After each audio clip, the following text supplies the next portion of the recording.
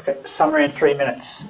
We covered the trade show, you know that. We covered the macro trends, and our group here mentioned that last week too, so I thought that was lovely.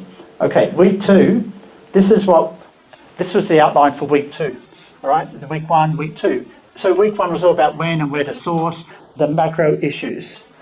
And week 2 was more about the innovation framework. Why do you need to know that? Because certain governments are creating incentives for firms operating in particular countries. But here's where the material gets interesting when we talk about, okay, what is in the quiz? Well, you need to know very, very well what do we mean by supplier challenges and the big problem. Because really, what was the big key word in this week 3? What was the key word? Cost. Cost is the key word.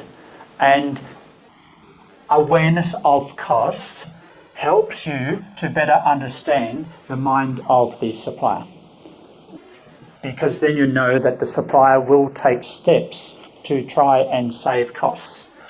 And those steps may not be in alignment with your need for a sustainable supply chain or quality.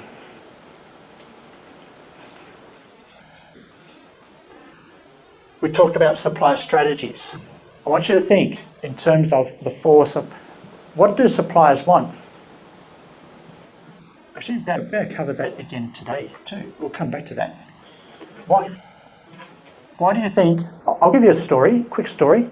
I went and visited a supplier that makes cashmere sweaters. Put your hand up if you know what I'm talking about, cashmere. Okay, so the cashmere is grown by goats. Okay, good. Anyway, so this factory made the cashmere goats. By the way, presenting, remember? See, this is a way of using intonation, all right? Animal noises does help sometimes. All right. Anyway, so this supplier made cashmere sweaters. They were selling these sweaters for 2,000 yuan in Shanghai and Beijing.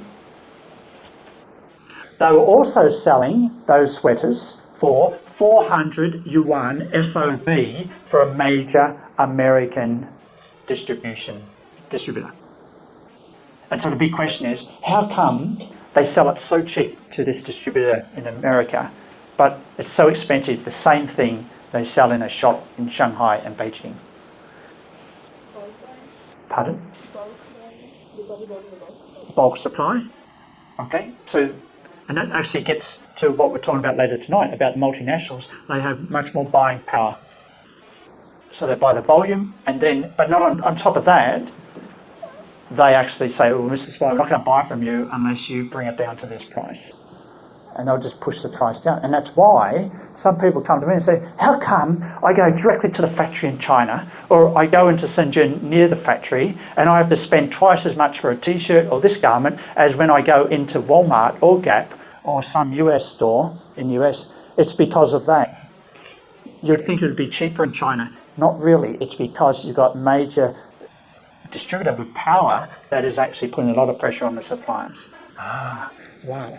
Okay. So, there's supplier strategies. Sometimes the big question with strategies here is, why do they still want to work with these big distributors? It's because sometimes they want to learn from them.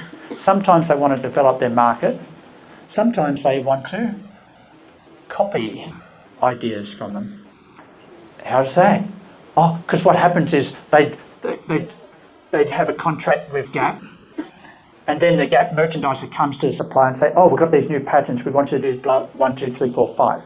And they're happy to actually supply it to Gap at cost, because then they'll use those patterns, they'll make it more, than sell it in Shanghai and Beijing for triple their price. So they're actually learning from the merchandiser brings new designs to the supplier. Suppliers have many different strategies for working with multinationals. Suppliers that work with Apple, some of them have told me they're happy to supply Apple, and more about that next week after next, even if they make a loss with Apple. Why? Because, why do you think that is the case?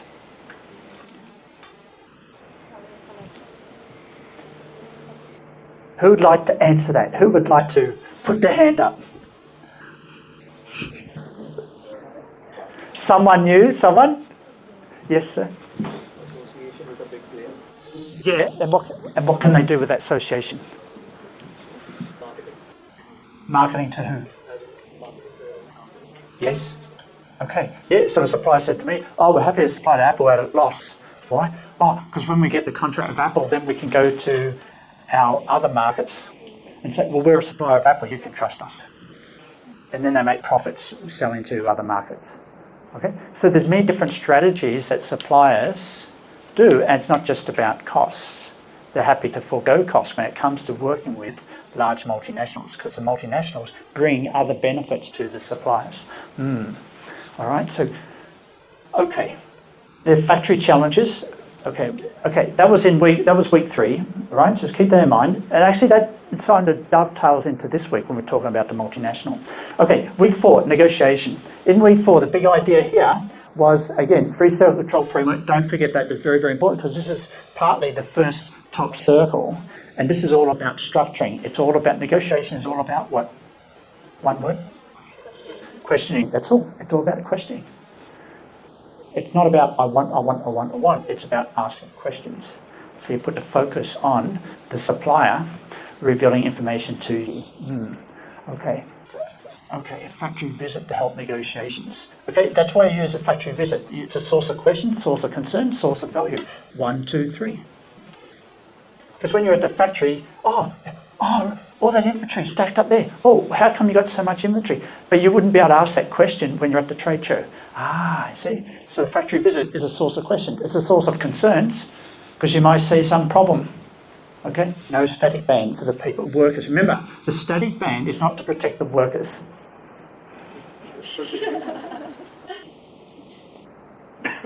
I know that was mentioned.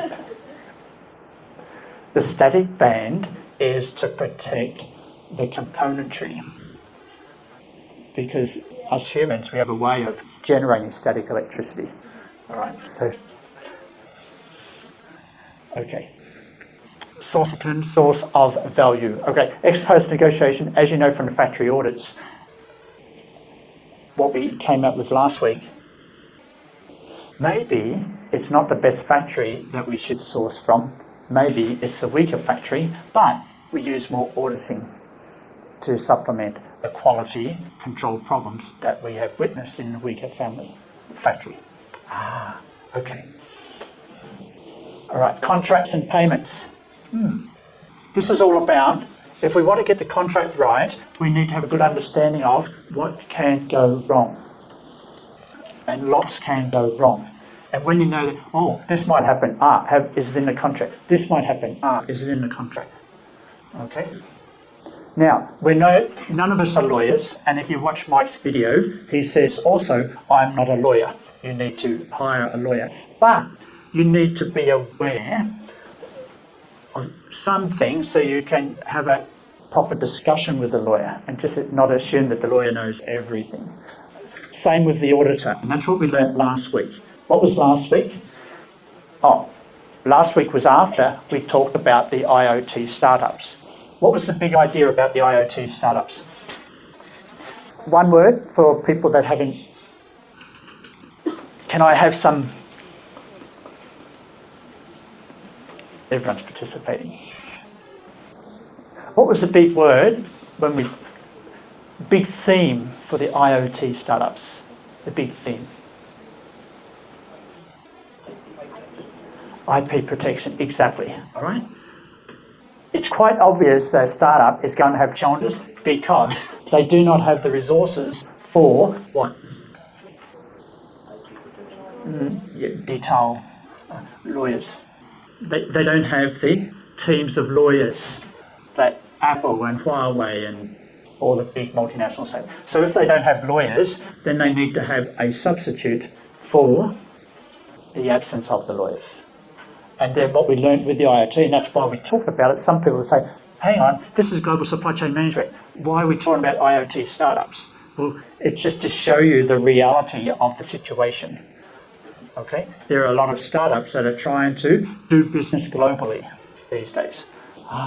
Okay, and so that's why we talked about that.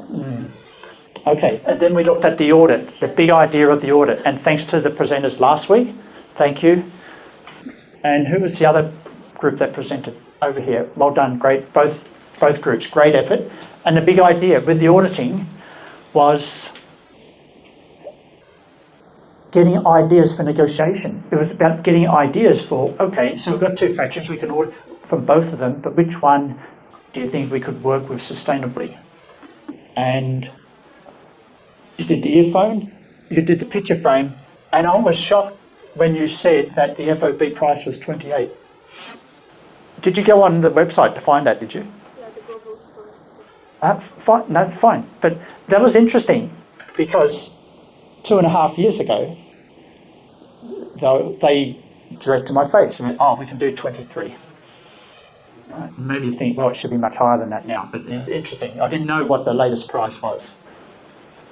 And our earphone factory, is it still operating today? Yes, and that's interesting.